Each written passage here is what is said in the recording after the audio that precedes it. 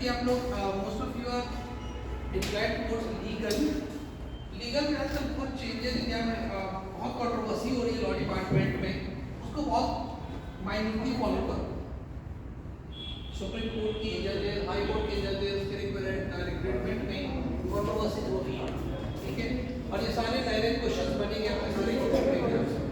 अभी last week एक जज अपॉइंट में लेडी जज, क्या नाम है? हाँ, क्या कंट्रोवर्सी पता है? पॉलिटिकल पार्टी के इन्फ्लुएंस में भी बोला जा रहा है। उनका पूरा नाम क्या है?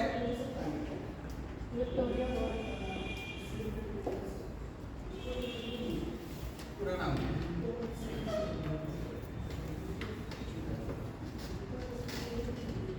ये उनका पूरा नाम।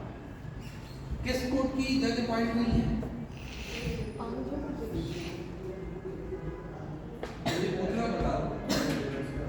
किस कोर्ट की जज? कितने लोगों ने ये न्यूज़ पढ़ा है? ये हिंदू का न्यूज़ है। हिंदू आप लोग पढ़ते हो ना डेली? हिंदू डेली पढ़ रहे हो? नहीं पढ़े? हाँ ना बताओ। हिंदू या कोई भी न्यूज़ पेपर आप लोग बताते हैं, इंडियन एक्सप्रेस सब होता है। Are you on reading every day? उसमें न्यूज़ होगा, 101% होगा, ठीक है। परसों नरसों न्यूज़ पेपर में होगा, कई दिन से न्यूज़ आ रहा है। क्या कंट्रोवर्सी था ये? क्या कंट्रोवर्सी थी?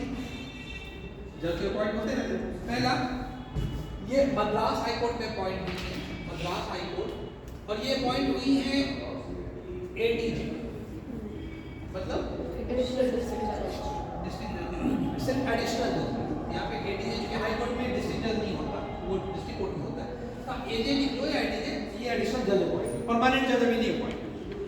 इनका नाम कॉलेजियम ने रिकमेंड किया है।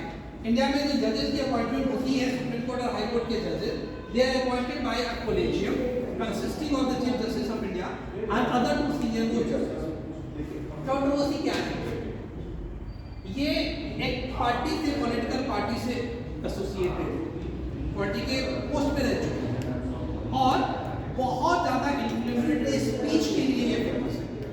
माइनॉरिटी के खिलाफ इनके कई सारे ऐसे स्पीचेस आए हैं जो क्रिश्चियन के खिलाफ, मुस्लिम के खिलाफ, सिख के खिलाफ, रिलीजन के खिलाफ। तो ये माना जा रहा है कि अगर एक जज इतना पर्टिकुलर मेजॉरिटी माइंडसेट का है तो उसको जज नहीं बनाया जाना चाहिए।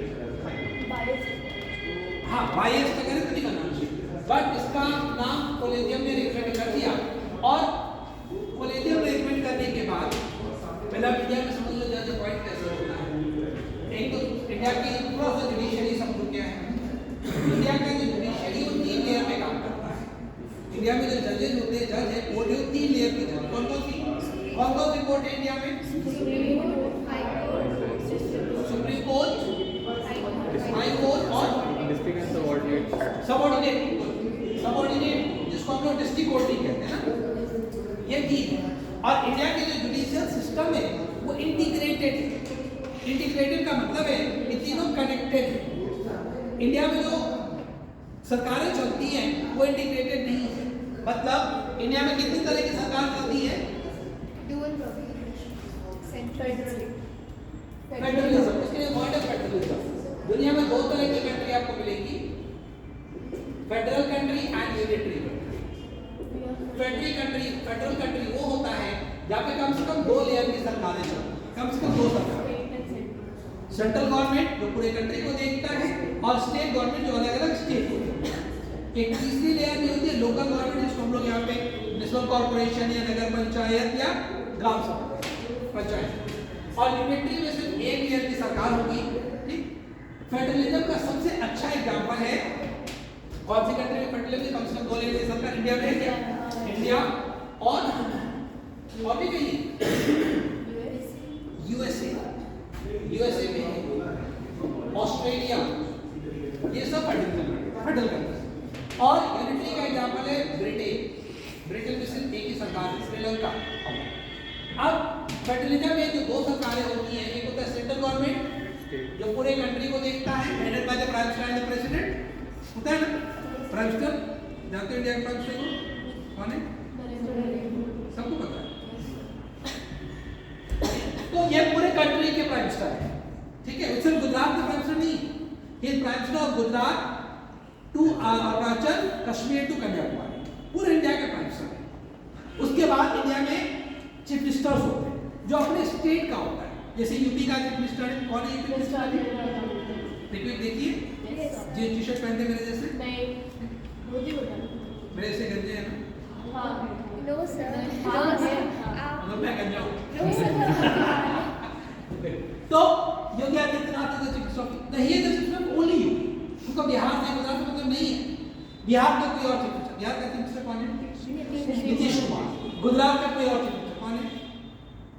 नितिन पटेल। ऐसे ही अलग अलग स्टेट में अलग अलग चीफ मिनिस्टर है। दिल्ली का कौन है? अरविंद केजरीवाल। पंजाब का कौन है? भगत सिंह मान। देखा है कभी? देखा है वीडियो नहीं? 24 आवर ड्रिंक करते हैं और स्टेज पे ही गिरते रहते हैं। देखा है? लोग दो लोग पकड़ने के लिए रहते हैं पीछे में। क्या?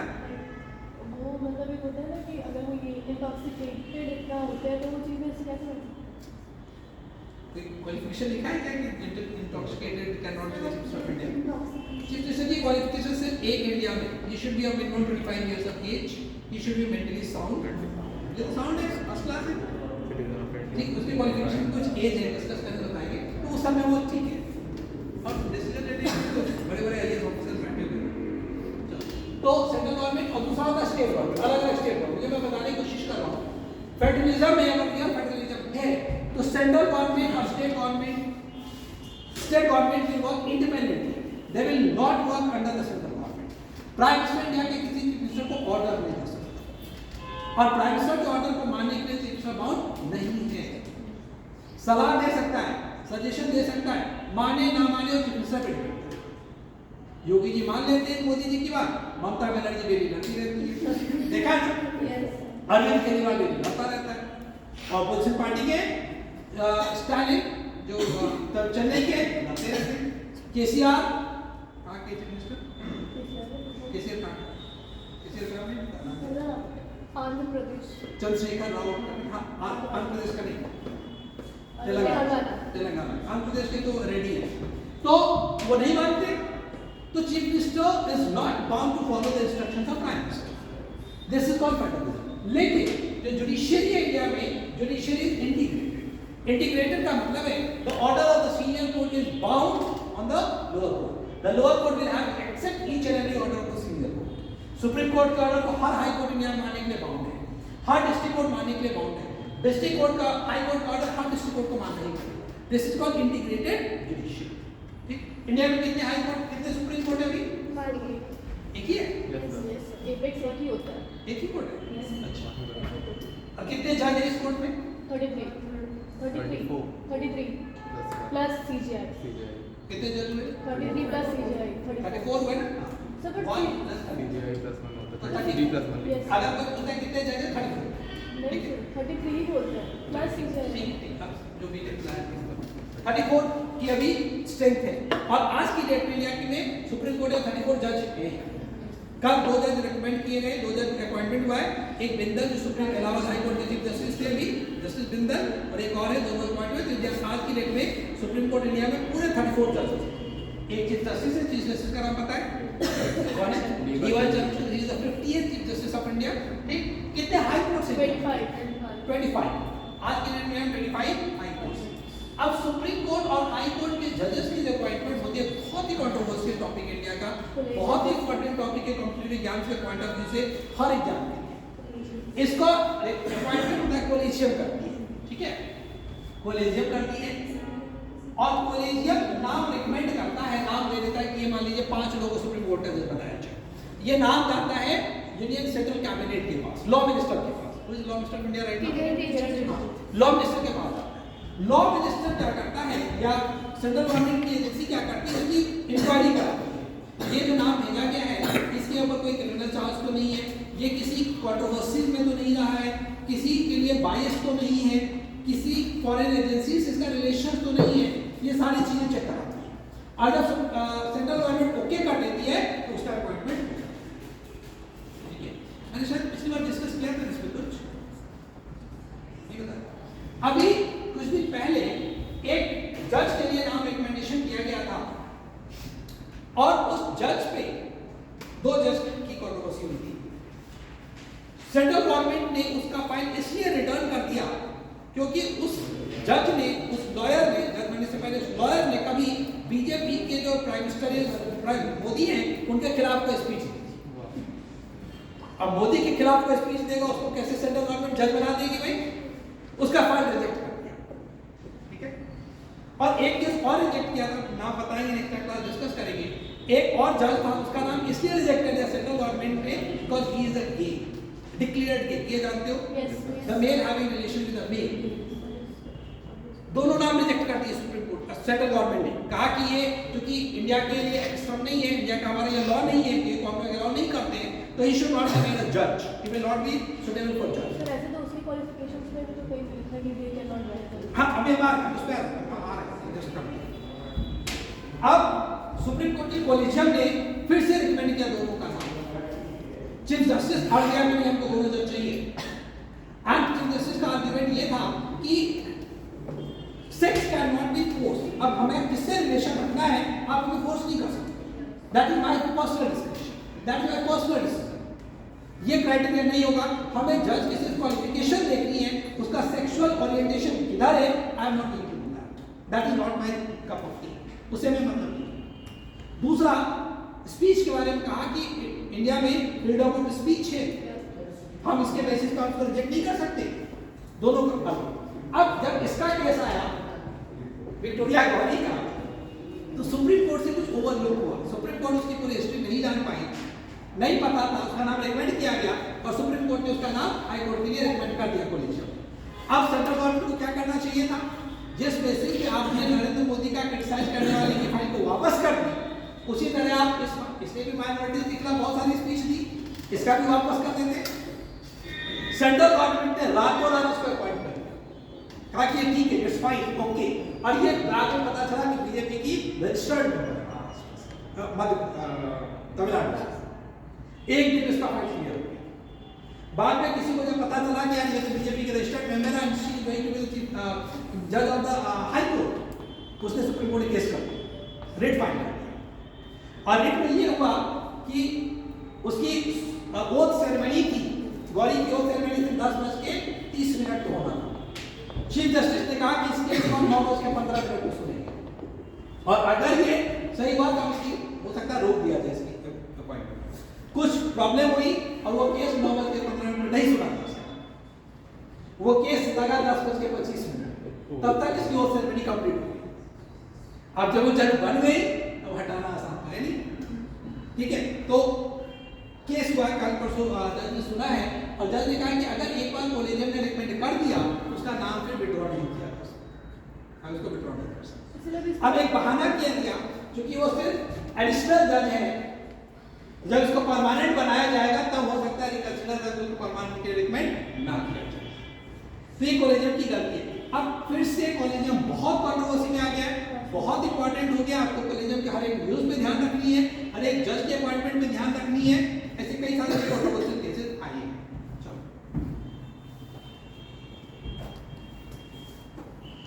चलो और नोट्स बनाने स्टार्ट किया लोगों ने? चलो जल्दी से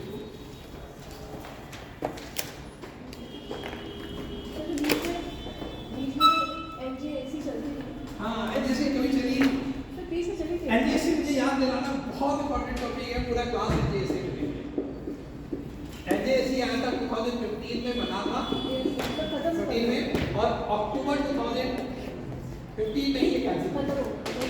बहुत इंपॉर्टेंट टॉपिक है, बहुत इंटरेस्टिंग टॉपिक है एनजीएससी। अभी उसी कंट्रोवर्सी चल रही है, कोलिजियम बना के वही आया। हाँ, ये बहुत ही इंटरेस्टिंग और बहुत इंपॉर्टेंट टॉपिक है लीगल का। एनजीएससी अब जब क्लास लेंगे थोड़ा डिटेल से इसको डिस्कस करेंगे। ये 2015 में आया था एनजीएससी।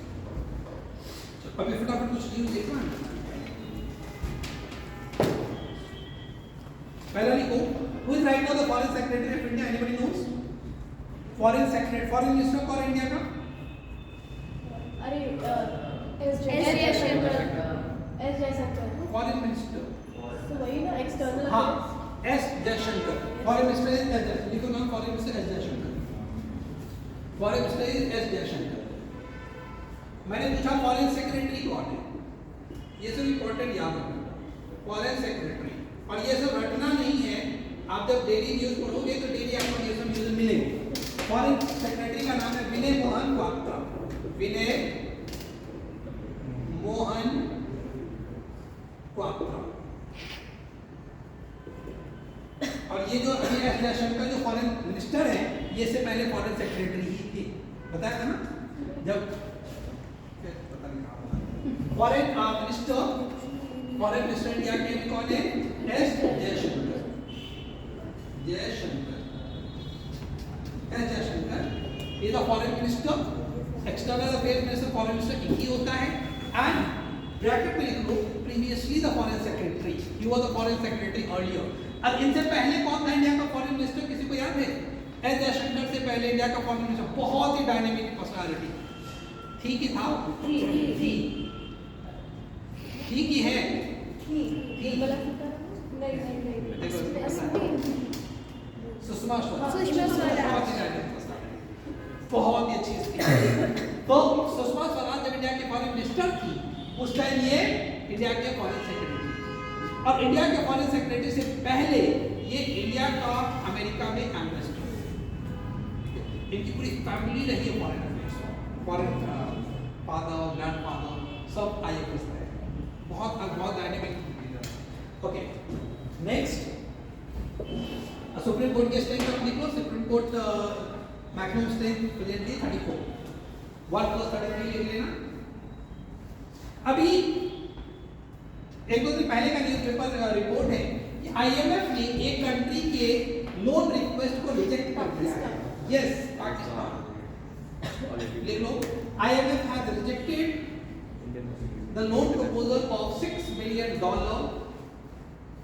IMF has rejected the bailout package. Bailout. Pakistan is in a huge crisis right now. Huge economic crisis. एक और हमारे नेबरिंग कंट्रीज क्राइसिस में है, श्रीलंका। यस। तो पाकिस्तान की जो क्राइसिस में उसने आईएमएफ से $6 billion के लिए रिक्वेस्ट किया था, बेल आउट पैकेज मांगा था, जिसको आईएमएफ ने भी विथहोल्ड कर दिया है, रिजेक्ट कर दिया है। Might be it will be accepted in future. So Pakistan is almost on the edge of financial crisis, emergency चल ही रहे, financial crash down की सिचुएशन में। तो श्रीलंका को हेल्प किया था ये? हाँ, श्रीलंका को उसकी गारंटी इंडिया ने ली। India is helping the neighbouring countries, leaving Pakistan. नहीं, अभी एक कंट्री में बलून की कंट्रोवर्सी हुई है। किस कंट्री में? बलून? हाँ, बलून की कंट्रोवर्सी सुनी तुम लोगों ने? एक कंट्री ने इतना बड़ा बलून बना के दूसरे कंट्री को उड़ा दिया। वो ड्रोन। किस कंट्री में कंट्रोवर्सी हुई है? बलून बना के उड़ा दिए थे। कौन सी कंट्रोवर्सी हुई? ये न्यूज़ है यार, डेली का न्यूज़ है, जागरण में भी है, ये हिंदू में है, न्यूज़ चैनल्स में है। सुना है किसी ने पहले बलून कंट्रोवर्सी? किसी ने सुना है? और उस कंट्री के प्रेसिडेंट ने उसको कहा मिसाइल से बलून को उड़ा दो। मिसाइल से उड़ाया गया बलून को। बलून की फॉर्म में ड्रोन था जो उसने करके। ड्रोन नहीं था, बलून था बड़ा सा। तुम लोग न्यूज़पेपर नहीं पढ़ रहे, ना न्यूज़ पढ़ रहे हो ना सुन रहे हो, ना न्यूज़ चैनल देख रहे हो। ईमानदारी से बताओ, कितने लोगों ने 4-5 दिन से नजदीक से न्यूज़पेपर पढ़ा है और न्यूज़ चैनल देखा है? चाइना वालों ने बड़ा सा बलून बना के अमेरिका के ऊपर उड़ाया था, कहते हैं वो सर्विलियंस बलून था। वो गया है सर, इतना दूर वो गया कैसे? वही बता रहे। तो वो कहते हैं कि वो इंक्वायरी के लिए भेजा था, इन्वेस्टिगेशन के लिए भेजा था, सर्विलेंस कर रही थी। अमेरिका का जो मिसाइल्स जहाँ पे रखे हुए हैं उसके ऊपर वो बलून उड़ रहा। बाद में जब पता चला, इंक्वायरी ने बताया वो इतना ऊपर था कि वो ड्रोन में डिटेक्ट नहीं हो रहा था। बहुत बड़ा सर्कुलर देखना, रीड करना। जब पता चला तो अमेरिका के प्रेसिडेंट ने कहा कि इसको मिसाइल से उड़ा दो, लेकिन 4-5 दिन वेट किया गया क्योंकि जिस टाइम जहाँ पे वो बलून उड़ रहा था उस टाइम वो रेसिडेंशियल एरिया था नीचे। अब वो पता नहीं उसमें क्या है नहीं है, हो सकता है रेसिडेंस पे गिर जाए, लोग मर जाए, उसको और ड्रिफ्ट किया गया। जब वो समुद्र के ऊपर गया उसको मिसाइल से उड़ाया गया है। चाइना के बलून है, चाइना कह रहा है कि वो सिविलियन बलून था और हवा से वो ड्रिफ्ट होकर चला गया। हाँ, लेकिन उसमें जो उसके अब उसके शूट करने के बाद उसमें जो गिरे हैं सामान को समुद्र में उसको निकाला जा रहा है, शार्क में निकाला गया है, उसमें सारे सर्विलेंस से जल्दी से सर्विलेंस। और अमेरिका ने कहा है ऐसा ही बलून 1 साल या 6 महीना पहले अंडमान निकोबार के ऊपर भी इंडिया के इन्वेस्टिगेशन के चाइना ने देखा, एक जापान के ऊपर उड़ाया, तो चाइना कुछ भी कर सकती है। इसको देखना, न्यूज़ को पढ़ना। तो लिख लो balloon controversy erupted between China and USA.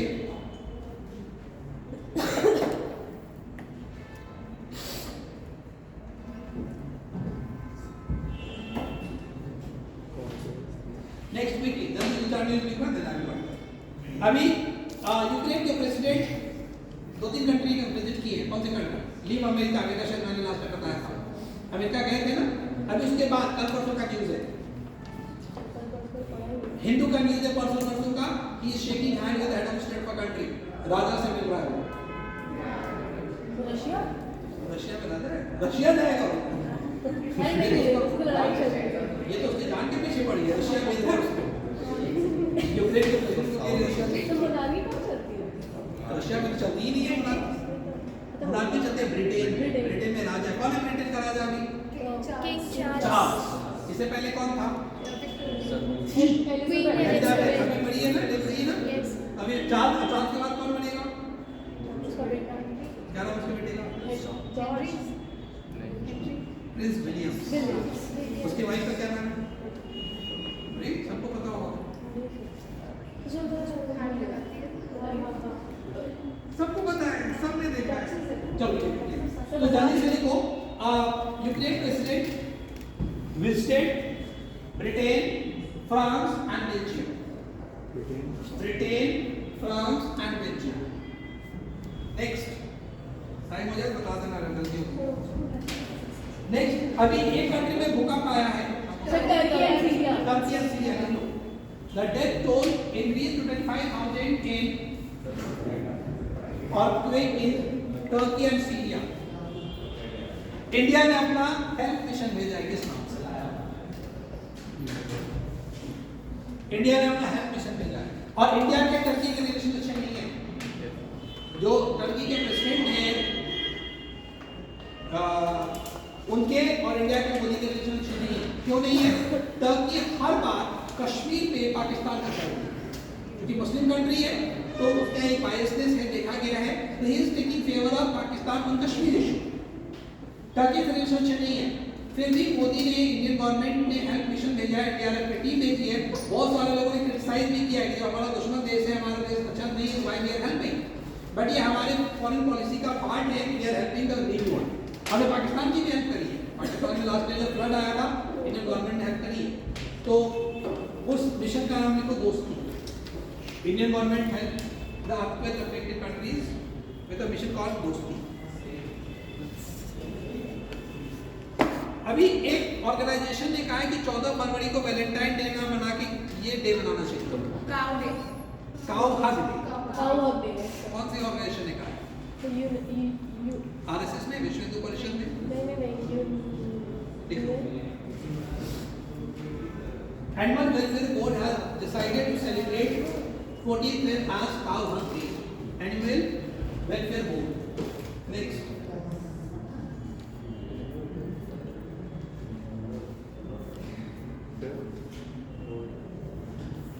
Animal Welfare Board decided to celebrate 14th May as Valentine Day. तुम लोग तैयारी हो गई Valentine Day? as cow hug day, not Valentine. Cow Hug. तुम लोग तैयारी हो गई है? No, sir. Next. So 14th May they have decided to celebrate as Cow Hug Day. Next. होना चाहिए। इससे अच्छा कोई डे ही नहीं होता।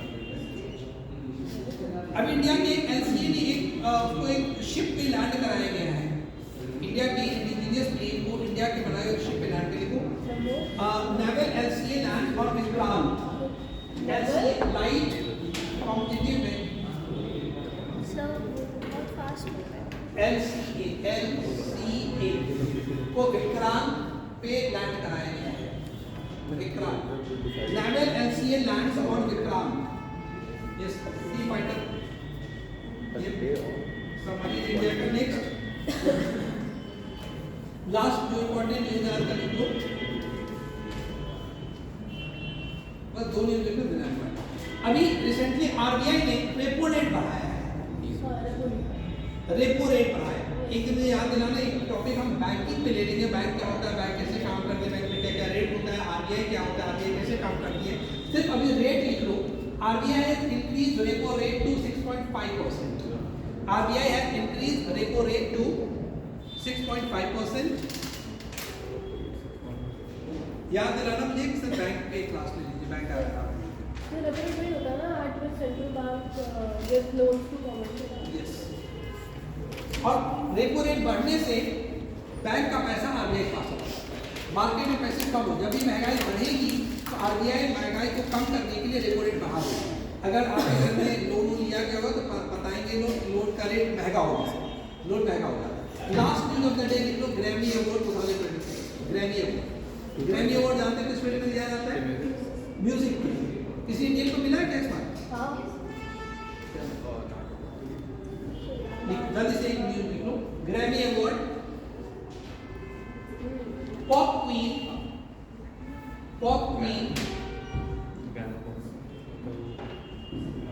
इसको 4 अवार्ड मिले हैं, इसका नाम मैं बताने जा रहा हूँ। She is not Indian right ना, अब इंडियन का न्यूज आगे बताएंगे। Pop queen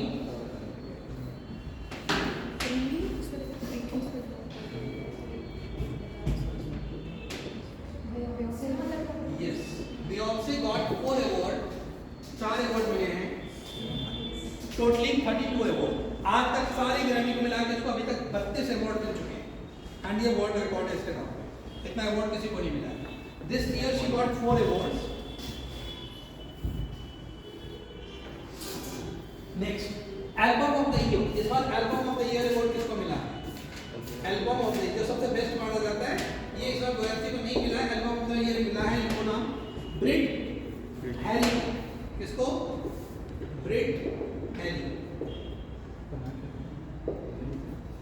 ब्रिट Harry Styles, Brit Harry Styles. Next, Indian जिसको मिला है उसका नाम लिखो, लिखो US based Indian music composer, US based Indian musician या म्यूजिक कंपोजर रिकी रिच। नाम सुना है? Ricky Rich. What I say? US based Indian music composer Ricky Rich got his 3rd Grammy. ये इनका तीसरा अवार्ड है इस बार। Got his 3rd Grammy for the album. इनके एल्बम का नाम है Divine Types. For his album Divine Types, और इन्होंने शेयर किया इनके साथ एक और आदमी को मिला है, दोनों को मिला के स्टीवर्ट कोपलैंड। स्टीवर्ट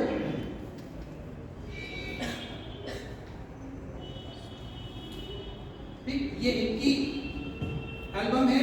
और स्टीवर्ट कोपलैंड की जो कौन है ये देख लो, एक है साथ में मिला है, the drummer of iconic British rock band the Police.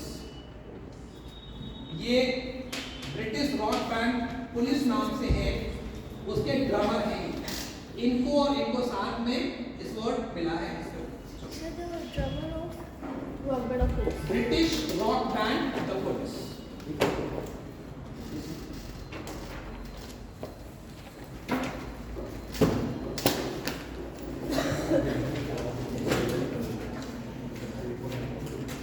चलो that's all for today, and next Sunday